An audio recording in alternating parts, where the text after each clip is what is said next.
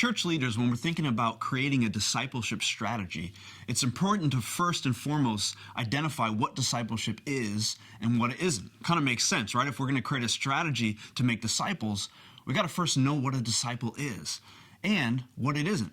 And so I want to share with you three thoughts that I think are important before we start the process of creating a strategy. And the first is this: discipleship is not a moment, it's a movement.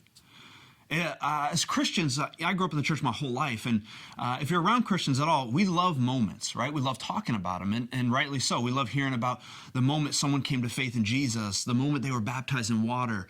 We love moments at the altar, or maybe moments at a great event or a retreat. We love moments, and moments are great. Moments are important. They matter. But if we're not careful, we can confuse moments with a movement.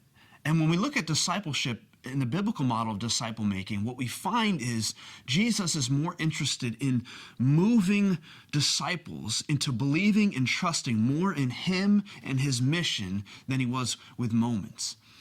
In fact, moments are awesome, but if we just simply check the boxes of Christian moments in people's life, we can forget what the heart of discipleship is all about: helping people move to believe and trust more in the gospel in every area of their life. And so what this means is disciple making takes time, it takes investment, it takes one-on-one, life-on-life living. And that's a lot harder to do than just simply having events or creating ministries, right? Discipleship is harder work and it takes more time. The good news is it'll produce way more fruit.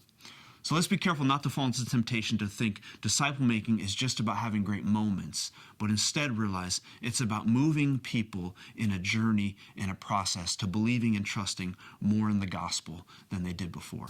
The second thing that's important to remember is discipleship is not about behaving, but about beholding.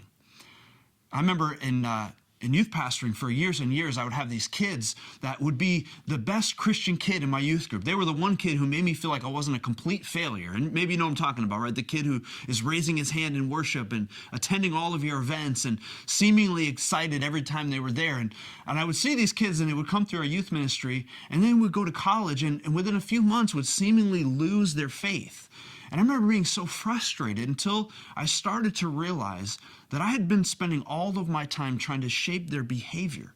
I was trying to turn them into maybe a Christian clone version of what I thought a teenage Christian should look like and working on helping them behave better. But I spent very little time on what they were beholding, or another way to say it is what they were worshiping in their life. And as I began to realize that, what I started to realize is many of these students were worshiping approval, and they wanted the approval of their youth pastor, their peers, maybe their parents if they were Christian parents.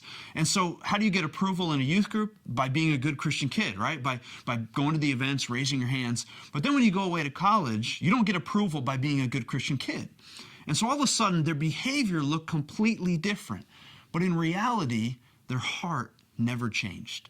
See, if we're not careful and we only focus on changing people's behavior, we'll never actually change their heart. And we know that the gospel tells us the root of all of our sin and all of our behavior is trusting and believing in things outside of Jesus. So what we have to know is the discipleship process is not just about molding people to look more like a Christian, but in fact molding their hearts to believe and trust and behold the beautiful work of Jesus. The more people behold Jesus, their behavior will always change. But just changing their behavior does not mean they're going to behold Jesus more. The last thing we have to keep in mind is discipleship is not assimilation, it's replication.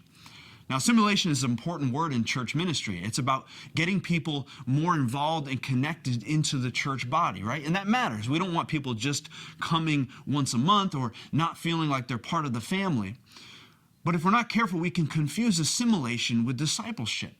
And we think because people are coming every week to our Sunday morning gatherings, because maybe they're giving regularly, because they're involved in a Wednesday night Bible study, and maybe even they're serving in one of our ministries, that they are now being discipled.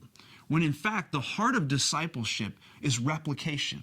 What does it mean to be a disciple? It's to go and make disciples. That's a biblical command for all of us. And so one of the ways that we should measure disciple making and discipleship in our church is not simply by who's assimilated, but who is actually making disciples. How many people in my church have intentional relationships with non-believers? How many people in my church could share the gospel comfortably? How many people in my church, if I asked right now, have intentionally created space in their life to go out and find people who are far from Jesus and begin to disciple them in the gospel? If the question to that is not many, then maybe we're confusing assimilation with discipleship. Assimilation matters, but discipleship is far more important. So I want to encourage you, as we're beginning this process of thinking through creating a strategy to make disciples, let's remember what discipleship isn't. It's not a moment, it's a movement that takes time and intentionality. It's not behaving, but it's really beholding. Are we looking to the person and work of Jesus? Isn't that changing who we are, what we love, and how we live? And discipleship is not assimilation, it's replication. Are the people in our church and in our ministries reproducing what God's done in them, through them? Do they have relationships with people who are far from God? And are they in relationships that are building disciples who will build disciples?